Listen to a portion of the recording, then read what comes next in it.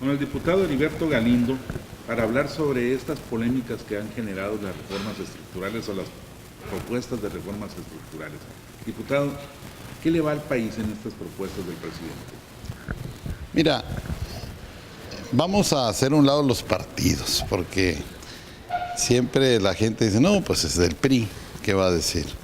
O es del PAN, ¿qué va a decir? O es del PRD, ¿qué va a decir?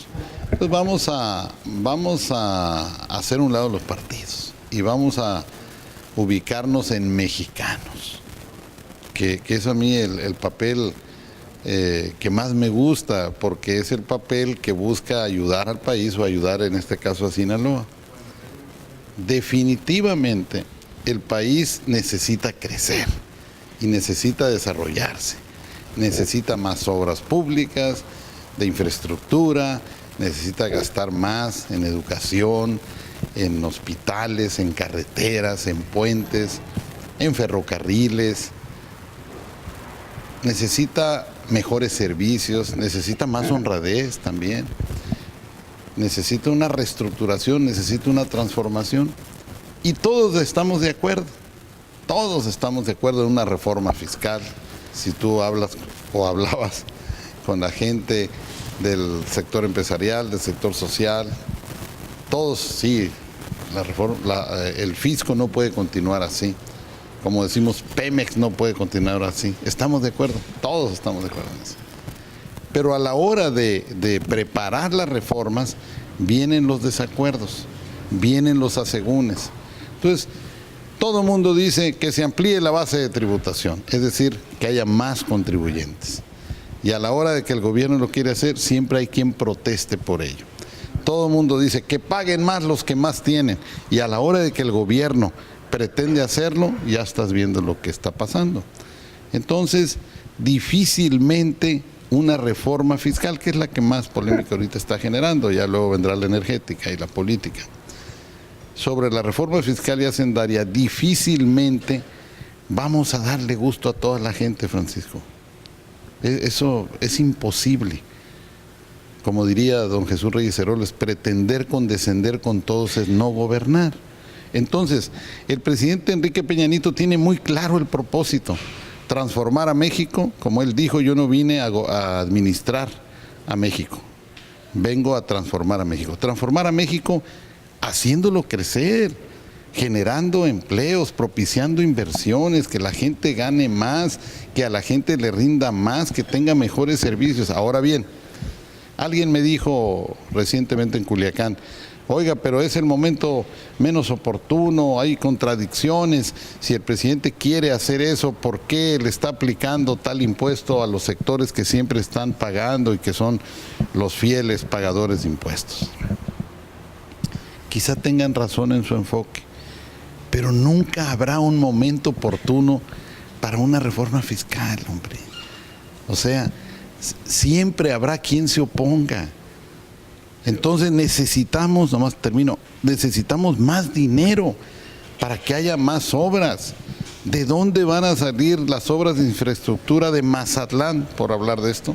¿De dónde van a salir los recursos para el sistema de riego de la presa Picachos o para la presa Santa María o para la elevación del canal Humaya, que fueron compromisos del presidente Peña Nieto cuando vino a Guasave en su campaña? ¿O de dónde van a salir los recursos que se requieren para mejorar la educación? Pues de aquí. De aquí. Yo estoy apostando a que también los precios del petróleo suban, porque me dolió en el alma que se anuncie que se van a recortar 4.500 millones de pesos a la cultura para fortalecer el Fonden. Claro, comprendo, se requieren recursos del Fonden para ayudar a damnificados por si vienen más ciclones, huracanes o más siniestros, temblores, ojalá y no. ¿Por qué? Porque el dinero no se hace con arte de magia, con varita mágica. Entonces le jalan a un lado de la sábana del presupuesto, descobijan otro lado. Entonces, como yo les dije a las cúpulas empresariales recientemente en Culiacán, bueno, si ustedes están planteando que se quiten algunos impuestos, tenemos la virtud de tener un gobierno encabezado por un hombre inteligente, decidido, determinado, valiente, echado para adelante, pero con una salvedad muy positiva, a diferencia de otros presidentes del pasado cuyos nombres no voy a recordar. Sabe escuchar Enrique Peña Nieto, es sensible, y no es que se deje presionar, no, sabe escuchar y pone en la mesa los argumentos de la gente que protesta. Es probable que este proyecto no pase como él lo mandó, es muy probable, por esa característica esencial en política y en la vida democrática de una nación como México, de que el jefe del Estado escucha y pondrá en la mesa a debatir el asunto. Entonces se van a hacer ajustes por México, por México. Por ejemplo, lo de las colegiaturas, el IVA en colegiaturas, las viviendas de interés social. Claro. Hay, sin embargo, algunos otros aspectos que están preocupando. Los campesinos ya le plantean. Sí, y los agricultores y los pescadores. El problema del impuesto a la producción, cuando en otros países se está impulsando o se está subsidiando a la producción primaria. Sí, hubo una política, Francisco, de subsidios mundiales. Europa fue campeón, Estados Unidos también. Ahorita van para atrás. Acuérdate que las economías mundiales las rigen los organismos financieros internacionales. Sí, pero y toman acuerdos. ¿Sí? Europeos y estadounidenses no están en la misma situación que los mexicanos, sobre todo de la gran mayoría de ellos. Sí, algunos mexicanos están mejor, y tenemos altas tecnologías, pero está bien, tú tienes razón, pero todos tenemos razón. Hacían falta subsidios, se dieron, llegaron tarde. Hoy la tendencia es a quitarlos en el mundo. Ahí vienen los ajustes y los asegúnes. Por eso es muy importante, como le dijimos a los agricultores de Sinaloa, a los campesinos, a los pescadores, planteen su problema. Fíjate que los agricultores, los campesinos y los pescadores solo plantearon una cosa, y eso es admirable, admirable, me dio gusto, iba a decir debatir, no es discusión ni debate, escuchar el planteamiento. Lo que quieren es que no se les quite el régimen simplificado, o sea, y no es que no quieran pagar, sí quieren pagar impuestos, pero bueno, consideran que la situación está muy difícil para ellos.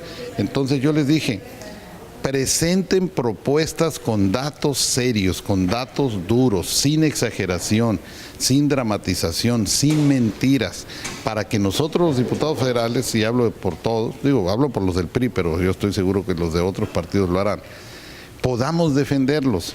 Y no solo ante la Comisión de Hacienda en la Cámara, sino también con la autoridad hacendaria. Presenten puntos de vista basados, sustentados en verdades. No exageren, porque hubo alguien que me dijo, se va a acabar la agricultura, va a desaparecer la producción de hortalizas. No es cierto, por el amor de Dios, no es cierto eso.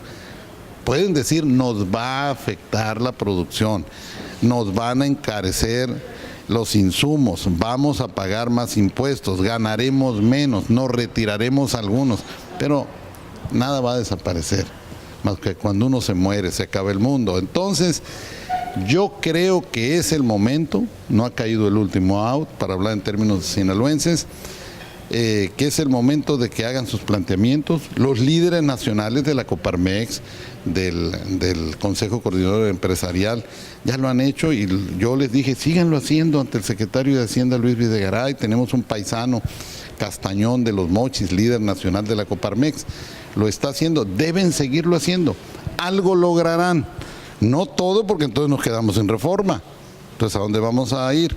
Entonces yo pienso que entre lo ideal y lo real se logra lo posible. Entonces que la gente se manifieste y vamos bien. Mira, lo de las colegiaturas, unificó a los partidos en contra. Seguro no va a pasar. Todavía no se sabe, pero seguro no va a pasar porque hay consenso. Y es un apoyo a clases medias. ¿Cuál es mi preocupación? Que la reforma le pegue a clases medias. Yo prefiero y propugno que no le pegue a clases populares que no tienen o a los que menos tienen, que le pegue a los que más tienen o más tenemos, digo para que nadie me critique, y el que más gane, que más pague, y que le pegue menos a clases medias. Entonces, por ejemplo, lo de colegio... La reforma fiscal, diputado, les va a pegar. A todos, pero las colegiaturas es clase mediera. ¿Hay garantía pero vale la pena el sacrificio? Sí, claro. Bueno, hay una actitud de honradez del gobierno y de transparencia que el presidente está echado para adelante.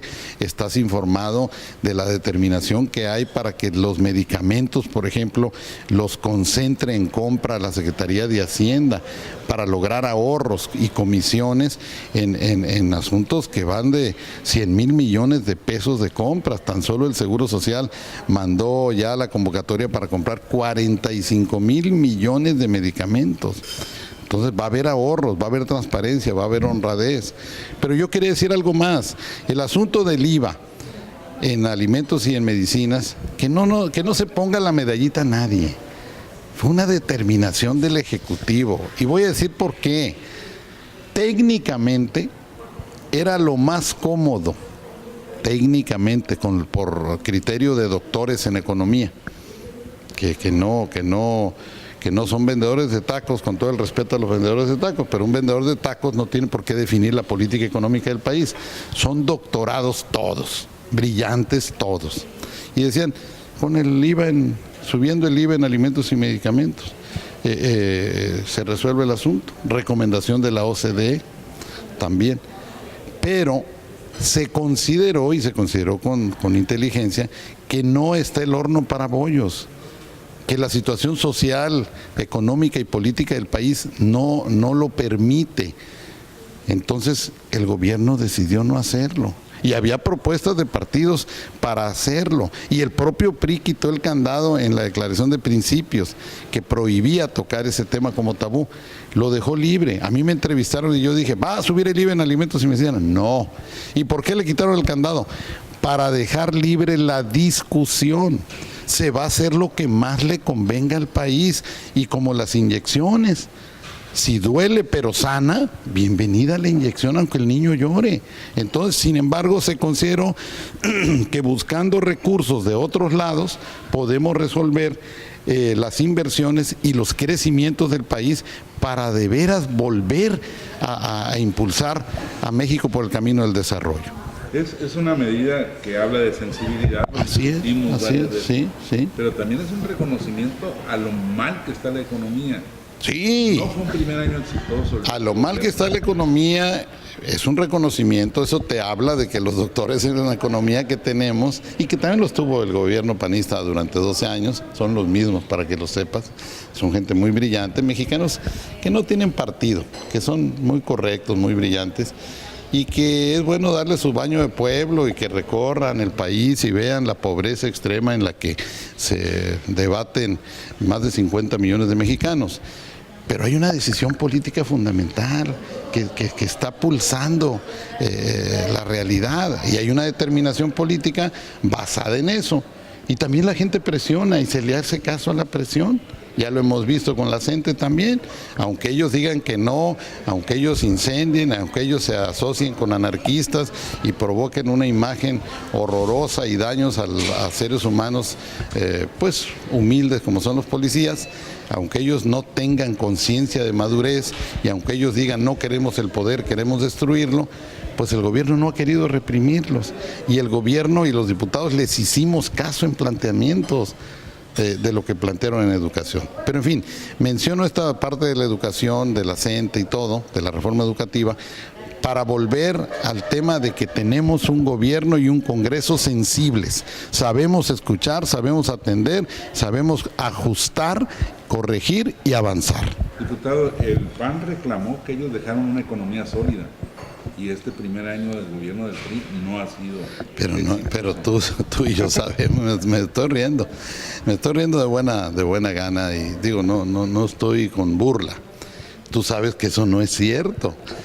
Al presidente Calderón lo engañaron diciendo que el Seguro Popular era la maravilla del mundo, y hoy los mismos que le hicieron la parte técnica, que siguen en la Secretaría de Hacienda, en la Secretaría de Salud. Yo increpé a un subsecretario que era director general, cerebro muy brillante, en la Cámara, diciéndole, oiga, denos argumentos, porque a usted le escuché decir hace algunos años que era el Seguro Popular ya seguro universal, infalible, la quinta maravilla del mundo en salud pública. Y hoy nos está diciendo lo contrario. Bueno, en economía el crecimiento no llegó a 2, como no va a llegar penosa y lamentablemente este año. Nos vamos a quedar en 1.8. 1.3. O 8 dice el secretario de Hacienda. En lo que quede no va a llegar a 2. Tampoco llegó a 2 el de Calderón, Francisco. Entonces, ¿cuál? No, vamos para allá. Una cosa es que haya reservas federales históricas muy buenas y le ponemos palomita, muy bueno. Otra cosa es que el servicio de la deuda esté en pagos normales, está bien. Pero, no olvidemos que en los gobiernos panistas se incrementó de 12 millones de pobres a 55 millones de pobres. ¿Por qué? Yo no me burlo, ¿eh? Yo no creo que haya presidente de la República alguno que quiera ser mal presidente, ni secretario de Hacienda que quiera ser mal secretario. No se pudo. Ahora voy con Peña Nieto y con Videgaray. No se pudo, no pudieron. Circunstancias externas, exógenas, situaciones internas, búsqueda de que la inflación no subiera, búsqueda de que el déficit no creciera o no existiera, búsqueda de conservar, de mantener amarrado el barco, para hablar en términos más atlecos. Y tengo que decir algo, el gobierno del presidente Peña Nieto nunca pensó que este año iba a ser tan malo, nunca, la verdad. Pensaron, no te quiero decir que fue una irresponsabilidad, no, había datos que indicaban que iba a ser un muy buen año y calculamos un crecimiento del 3% y no va a llegar ni al 2%. Entonces nos duele, nos apena, va a ser un año perdido, lamentablemente, penosamente. Entonces tenemos que corregir, ni es para criticar a los que se fueron, ni es para estar felices los que llegaron, ni yo, que soy partidario del PRI, del presidente Peña Nieto, estoy contento, no estoy satisfecho, pero no se vale que ahora la ultraderecha del PAN, porque tiene sus colores distintos, sus matices, también el PAN como el PRD y como el PRI, quiera fustigar al gobierno del presidente Peña Nieto porque no logra lo que tampoco logró el gobierno del presidente Calderón. Y el propio presidente Calderón, que como jefe del Estado mexicano me mereció su respeto, escriba en Twitter que qué cómodo que le apoyemos al presidente Enrique Peña Nieto y que qué feo que a él se le negó ese respaldo. Bueno, le habrá faltado capacidad para operar políticamente, para conciliar y para armar algo que con todos sus asegúnes y críticas es positivo para México, como es el Pacto por México. Y el presidente Peña Nieto lo logró por su experiencia que él logró como líder del Congreso local del Estado de México que fue, y que sacó adelante muchas cosas, y esa experiencia la trajo a nivel nacional. Pero en fin, yo creo que hace falta que todos nos amarremos el cinturón, gobierno, ciudadanos, empresarios, que todos estemos conscientes de que el país necesita cambiar, que todos estemos conscientes de que el país necesita reformas legales, decisiones transformadoras para que el país mejore, para que vengan inversiones, para que se generen empleos bien remunerados, para que la economía crezca, para que reemprendamos el camino del desarrollo con conciencia. No, por supuesto que eso no, Francisco, tú y yo somos gente muy sensible. No, bueno, les puede pegar si bájale, pero justamente esta reforma no toca, como declaré yo ayer en Mazatlán, ni con el pétalo de una rosa a los pobres. Los favorecen todos. Y anteayer en Culiacán alguien me dijo, pues eso es populismo. Pues a veces es bueno aplicar populina. A veces son buenas ciertas políticas populistas que favorezcan a la gente a paliar la situación para salir de la emergencia. Los damnificados por el huracán Manuel y el Ingrid no van a resolver su problema con despensas, Sin embargo, estamos trayendo despensas porque la gente necesita salir del hoyo, del bache, necesita comer, necesita medicamentos, necesita colchonetas, necesita colchones, necesita la urgencia. Y luego se requiere inversión para el empleo. El asistencialismo social es bueno, pero no puede ser la mecánica de solución definitiva de los problemas de la gente. Necesitamos empleo, necesitamos inversión. ¿Cuál sería la diferencia? Porque no hemos visto que ha seguido la despensa de oportunidades, bueno, la cantidad yo creo que ya el gobierno, ya están llegando recursos para el Fonden, para el Fonden. Para el margen de la están llegando recursos para las carreteras, se repararon de inmediato, a crédito. Se convocó a las constructoras a que hicieran las obras rápido para reparar carreteras y puentes. Y bueno, tiene que haber recursos. Ahora, va a haber ajustes al presupuesto, va a haber otros ajustes. El presidente ya anunció y nos pidió el apoyo a los diputados de que estemos preparados porque va a enviar pues algunas iniciativas adicionales como adendum para ajustar algunas tónicas. Yo mencioné hace rato la de cultura. Yo espero que llegue dinero del petróleo, espero que no haya más huracanes ni temblores y que esos recursos del Fonden que le vamos a dar ahora para tener el tiempo previsto, pues vuelvan a cultura, ¿no? La cultura es vital también, es muy importante, y la educación. Pero bueno, así están las cosas, el país no está tan boyante, no lo están los Estados Unidos. Se supone que es el antídoto a los problemas de inseguridad que vivimos, de falta cultura, deporte, educación, recreación, empleo, por supuesto.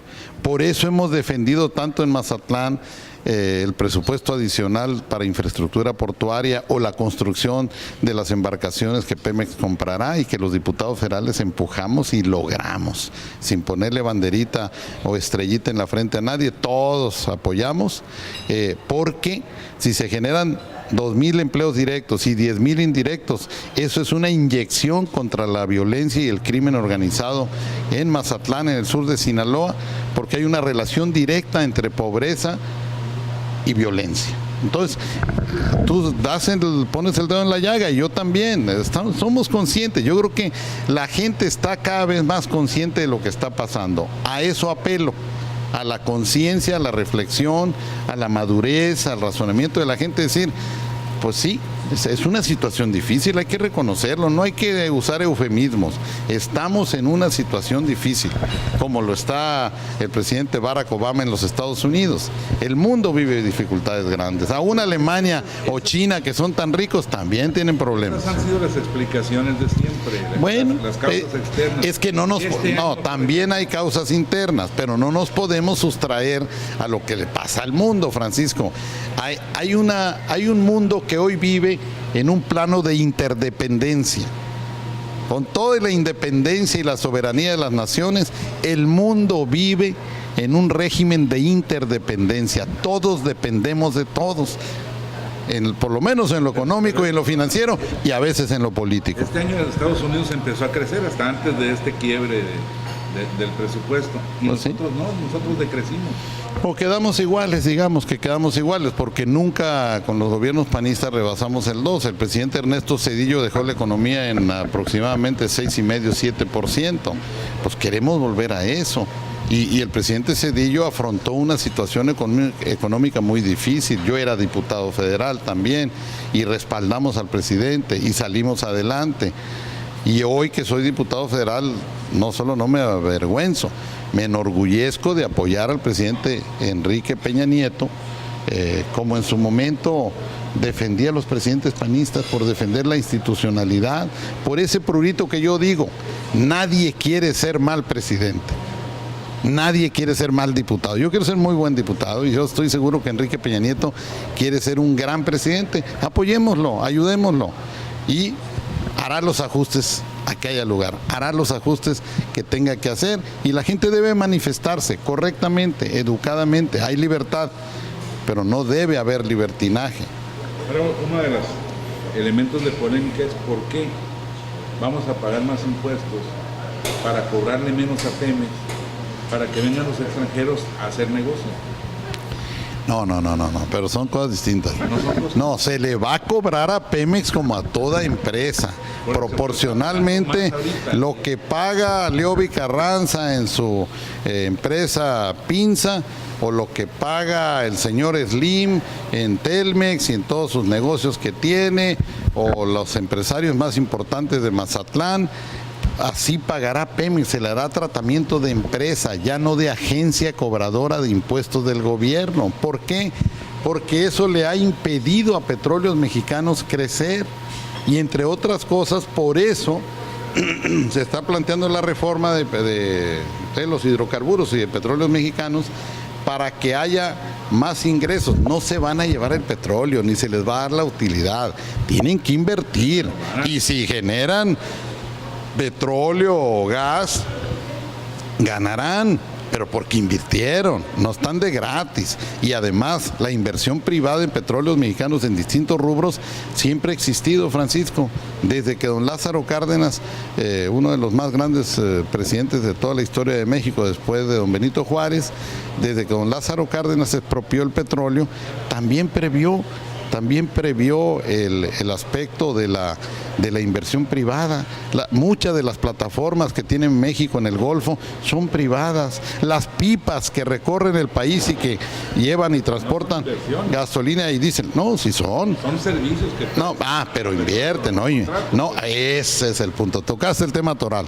No vamos a dar, eso dice la iniciativa, todavía no se aprueba, pero la iniciativa del presidente Peña no habla de concesiones, habla de contratos. Y el PAN quiere que se den concesiones, no lo vamos a permitir. Si los contratos están siendo cuestionados por otros partidos como el PRD y por personalidades como Cuauhtémoc Cárdenas o Andrés Manuel López Obrador, pues imagínate si otorgáramos concesiones. Entonces el PRI está sólido en un centro progresista que quiere modernizar a Pemex, la industria petrolera, y al gobierno, y transformar al país sin entregarlo. Y yo quiero pensar que la posición de los panistas de otorgar concesiones, de abrir de par en par, quiero pensar que no es de mala fe. Ellos quieren que venga más dinero. Bueno, México tiene que poner un enrejado que condicione cómo llegue ese dinero, cómo llegue esa inversión, qué les damos a cambio, sin perder el control, manteniendo la conducción del Estado de los hidrocarburos. ¿Y empresas tan poderosas como esas vendrán a sujetarse a esto? Porque bueno, pues ellos dirán. Eso fue lo que llevó Francisco, ellos dirán, el mundo ha cambiado. Las empresas petroleras tienen que cambiar. Se ha impulsado. El capitalismo es el capitalismo y quiere ganar más dinero. Pero está permeando en el mundo también un capitalismo con sentido social. En algunos segmentos, en algunas sociedades como las nórdicas, como en Noruega, como en Suecia, como en Dinamarca, como en Finlandia, como en Islandia. El mundo nórdico, los países del supernorte, tienen esquemas de justicia distributiva muy interesantes, y sin llamarse socialistas, tienen un socialismo más real, porque es la vía impositiva. Entonces, vamos a ver si vienen. Mira, ese asuntito, ¿vendrán? Vamos a ver. ¿Les interesará la apertura que ellos llaman a medias de Pemex? Ya vimos los encabezados del Financial Times de que es a medias. Pues vamos a ver si les interesa. Ellos buscan ganar dinero y tienen que invertir en países donde haya estabilidad política, social y económica. Vamos a ver. El otro tema es qué va a pasar en el marco de la reforma fiscal con el 10% de gravamen a las utilidades obtenidas en la bolsa, que interesantemente, graciosamente, nadie me protestó por eso en este recorrido que hicimos por Sinaloa, los diputados federales del PRI, para explicar las bondades y las dificultades y las vicisitudes de la reforma. No tengo el dato, pero digo, nadie me protestó por ello. Y bueno, quiere decir que quizá el mundo donde circulamos no tiene inversiones en la bolsa. Pero yo observo, porque desde que yo fui joven y cuando yo fui funcionario de la Secretaría de Hacienda, le decía yo a don David Ibarra, el gran secretario de Hacienda y gran intelectual de la economía que es y que sigue vivo y escribiendo en el Universal, oiga, ¿por qué no se graban las utilidades? Que era una gran vieja demanda de la izquierda mexicana. Y él me daba el razonamiento, porque los capitales golondrinos se van, y hago así porque vemos las golondrinas cómo se mueven, ¿no? Esos capitales andan buscando las economías estables del mundo que más paguen y que menos cobren impuestos. Vamos a ver el comportamiento de esos capitales. Ya han pasado años de cuando yo fui funcionario de Hacienda, más de 30, y el mundo ha cambiado. En aquel entonces casi ningún país aplicaba impuestos a las utilidades, hoy ya más del 60, 70, ya quedan países muy pequeños de dudosa estabilidad política en el Caribe, económica, por ahí, en algunas islitas, ¿no? Entonces vamos a ver qué hacen los grandes capitales golondrinos, si México les sigue representando seguridad para invertir o no. Vamos a ver eso, ¿eh? O sea, todo está sujeto a revisión, Francisco. Así como yo digo que hay sensibilidad del presidente y que hay determinación para ir adelante, pero todo está sujeto a prueba. No es que esté en el aire, pero está sujeto a prueba. Y lo que no funcione lo vamos a cambiar. ¿Tiene futuro el Pacto por México? Yo creo que sí. ¿Y las posiciones de la ultra del Sí. Va a sobrevivir, no es eterno, nada es eterno. Va a sobrevivir el Pacto por México porque todavía hay mucho por hacer.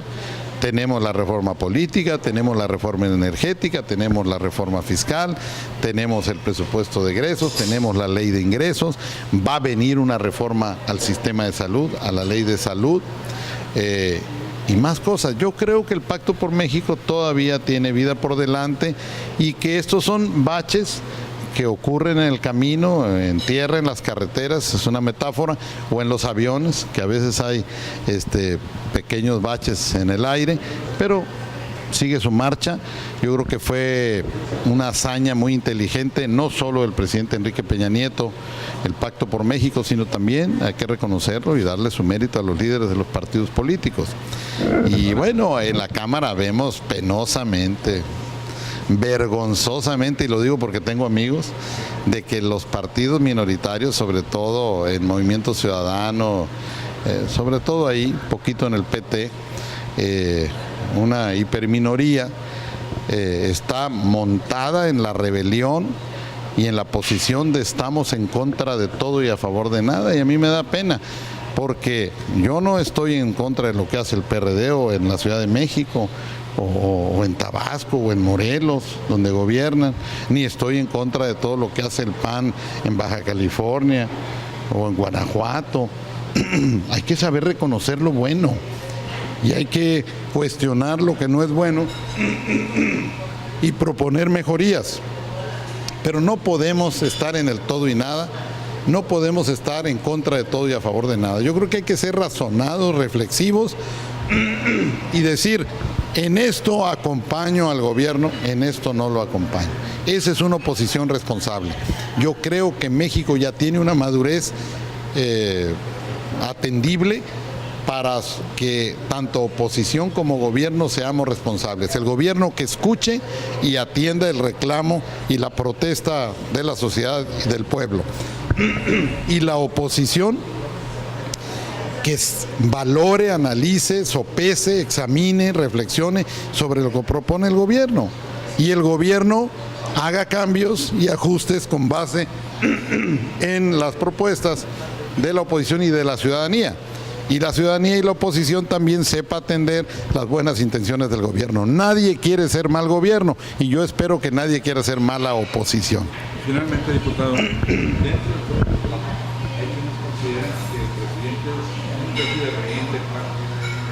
que hay cosas que tendría que estar haciendo y no las hace en función del pacto? Bueno, es un criterio respetable, yo no lo creo. Yo creo que lo que ha pasado, Francisco, es que en el marco del pacto todos hemos cedido.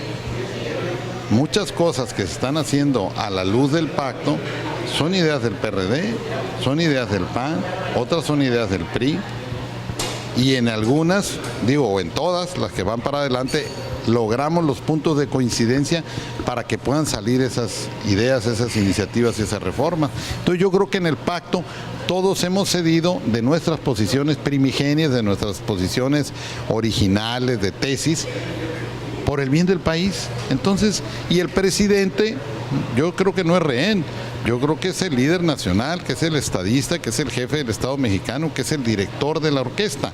Y que, digo, es una metáfora respetable, en la que uno toca el piano y otros el violín y las trompetas y el fagote y los timbales, o los clarines, o el violonchelo. Entonces, cada quien tiene un papel que realizar en este gran concierto nacional.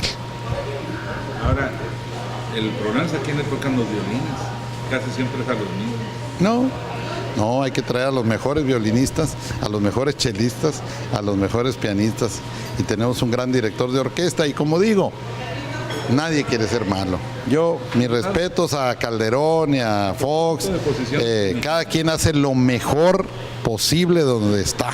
Yo tengo esa fe. A propósito de oposiciones primigenias, usted y yo venimos de un país con un modelo por el que se luchó muchos años, que no funcionó en lo social y por lo visto en buena parte de lo político. ¿Se agotó todo eso?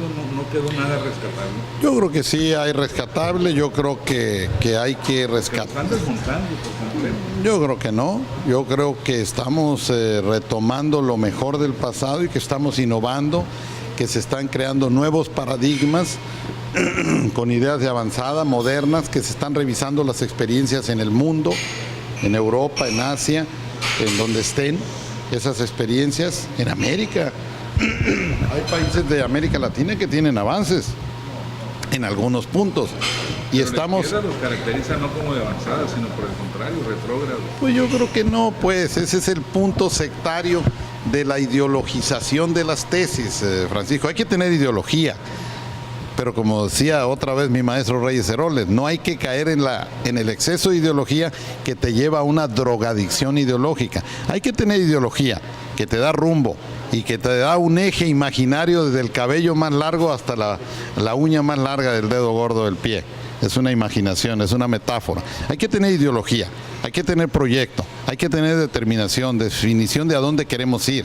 Pero no hay que perdernos en el exceso de ideología. Tenemos como mejor ejemplo la Revolución Cultural China, que terminaron en nada, y la transformación de China vino después, de cuando el señor Mao Zedong había ya llegado a su ocaso y su esposa y su grupo político gobernaron los últimos 5 años, y tuvo que llegar el señor Deng Xiaoping para transformar China con toda la experiencia, y él también era maoísta. Entonces, la Revolución Mexicana, pues podría ser, y el presidente Enrique Peña Nieto es hijo de la Revolución Mexicana, es hijo, porque estudió en las escuelas del México de la Revolución.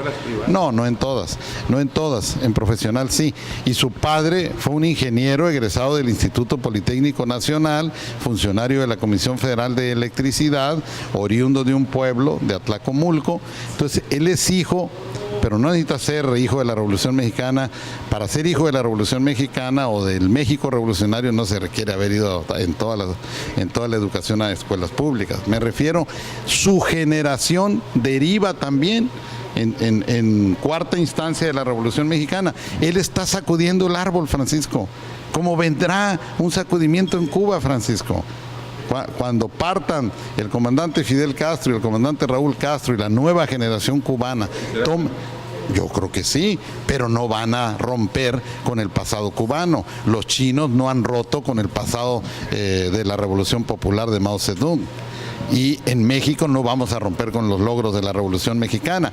Tan solo estamos modernizando y buscando nuevos paradigmas, adecuando a México a los avances del mundo, observando, examinando, evaluando los avances del mundo, hacia dónde va lo positivo del mundo, y tratando de no corregir los errores. Ese es el gran mérito de Enrique Peña Nieto. Él no es economista, él no es médico, pero está buscando a lo que mejor está haciendo el mundo y trayendo a la gente más capaz para que México se ponga en esos rieles. Ese es mi punto de vista, pero respeto a los que no coinciden conmigo. ¿Habla de los logros de la Revolución Mexicana? No, habla de él. No, yo sí creo mucho en la revolución. Pues México es hoy lo que es, lo positivo y lo negativo por devenir de una revolución que transformó al país y que fue un ejemplo para el mundo, con los defectos que tiene todo proceso dirigido por seres humanos.